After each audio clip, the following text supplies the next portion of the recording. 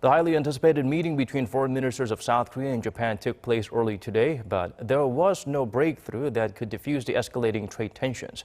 Minister Kang Kyung-wha urged her counterpart not to remove South Korea from Japan's whitelist of trusted trading partners, but it appears Japan's stance will remain unchanged. Let's get more details straight from Bangkok, where our foreign affairs correspondent Lee Ji-won is standing by for us. Ji-won, do fill us in.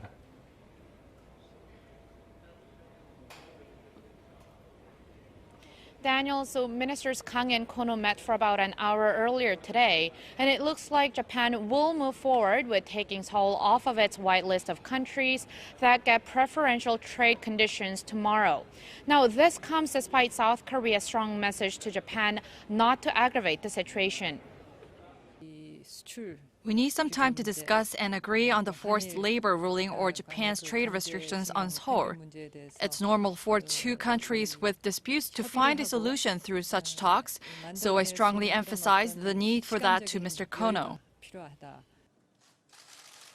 A senior official at South Korea's foreign ministry told reporters soon after the sit-down that Japan remained firm in its stance and that the differences could not be narrowed down. He said while no new solution or proposal to the issue was raised by either side, Japan reiterated its request for the South Korean government to solve the forced labor ruling, in which a South Korean court ruled last year that Japanese firms must compensate Koreans who were forced to work for them during Japan's colonial rule.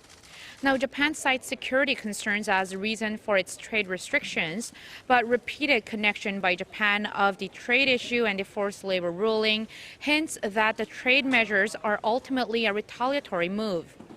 The official says Minister Kang brought up that connection to Kono and urged Japan to stop aggravating the situation. And in response to Japan's security concerns, Seoul hinted that it might choose not to renew the two countries' military information sharing pact at the end of this month. If Japan decides to take South Korea off its whitelist tomorrow, we're going to have to take necessary countermeasures as well. Japan cited security concerns for its trade restrictions on Seoul, so we told them that we have no choice but to review various security-related ties as well. Meanwhile, Minister Kang and the senior official did not clearly comment on the report that Washington has proposed a standstill agreement, which would put the dispute on hold and give the two countries time to talk it out.